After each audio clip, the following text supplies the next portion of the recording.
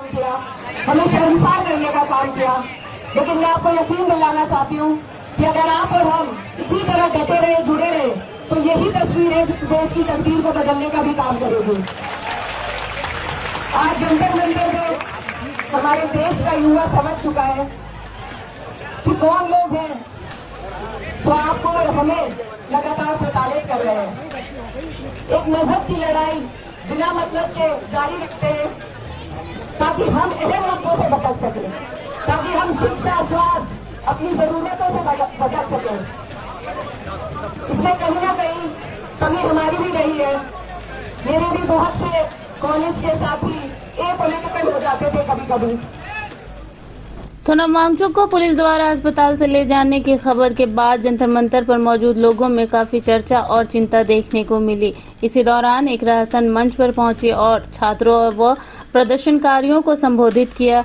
अपने भाषण में उन्होंने कहा कि लोकतंत्र में अपनी बात शांतिपूर्ण तरीके से रखना हर नागरिक का अधिकार है। उन्होंने छात्रों से अपील की कि वो संविधान और लोकतांत्रिक मूल्यों के प्रति जागरूक रहें और अपनी आवाज़ शांतिपूर्ण तरीके से उठाएं। जी हाँ दोस्तों, इस वक्त अगर देश की सबसे बड़ी मांग है तो वो है शिक्षा मंत्री धर्मेंद्र प्रधान का इस्तीफा। इकरा हसन ने यह साफ तौर पर कहा कि सरकार के इस कदम ने हम सबको शर्मसार किया है, मगर अगर हम इसी तरह एकजुट होकर डटे रहें जुल्म के खिलाफ तो यही तस्वीरें इस समाज को, इस सरकार को बदलने का काम करेगी। उन्होंने कहा कि आज का युवा ये अच्छी तरह समझ चुका है कि कौन लोग हैं जो लगातार हमें और आपको प्रताड़ित कर रहे हैं।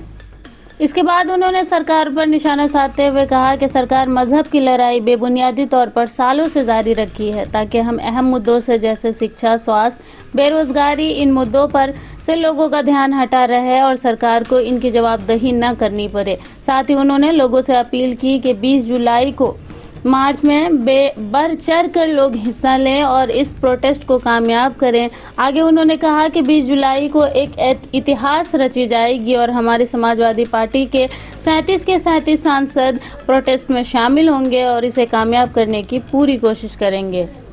आज सोनम वांगचुक को सुबह यहाँ से उठाया है, क्या कुछ कहेंगी? देखिए, बहुत ही शर्मनाक तरीके से, बहुत बेरहमी से जिस तरीके से उनको यहाँ से उठाया गया, इस सरकार को शर्म आनी चाहिए कि एक ऐसे व्यक्ति को, इन्होंने तो अंग्रेजों से भी ज्यादा बेरहमी का सबूत आज पेश किया है और जनता इन्हें कभी माफ नहीं करेगी। इस देश का युवा नहीं माफ करेगा। इनको चाहिए था कि ये यहाँ पर किसी को बात करने के लिए भेजते, चर्चा करने के लिए भेजते।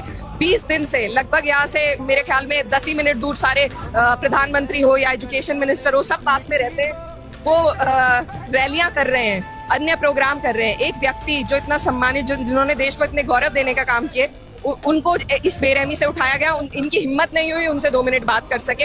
ये सरकार भूल चुकी है अकाउंटेबिलिटी लेना, मॉरल रिस्पॉन्सिबिलिटी लेना, लेकिन इस देश के युवा ने ठाना है, हम इन्हें सिखा कर उग्र होगा आंदोलन आपको लग रहा है? उग्र नहीं है आंदोलन, शुरू से पीसफुल है, पीसफुल रहा। उग्र का मतलब अब देश के कोने कोने से आवाज उठेगी। देख ही रहे हैं, लगातार भीड़ बढ़ रही है और हमें उम्मीद है कि 20 जुलाई को इतिहास रचा जाएगा। 37 सांसद आएंगे 20 तारीख को। बिल्कुल आएंगे, पूरी पार्टी हमारे पहले से समर्थन में है। हर रोज लोग यहाँ पर आ रहे हैं, कई हमारे सांसद आ चुके हैं और हमें उम्मीद है क्योंकि सत्र चल जाएगा, सभी लोग अपने क्षेत्र से आएंगे और हम 37 के 37 उनके लिए मैं कह सकती हूँ। बाकी भी मुझे उम्मीद है कि जितना भी हमारे विपक्ष के सांसद है कम से कम वो समर्थन में रहेंगे। आप सीजेपी प्रोटेस्ट को समर्थन देंगे या नहीं, कमेंट बॉक्स में जरूर बताएं। मिलती हूँ नेक्स्ट वीडियो में, बने रहें एनए न्यूज के साथ।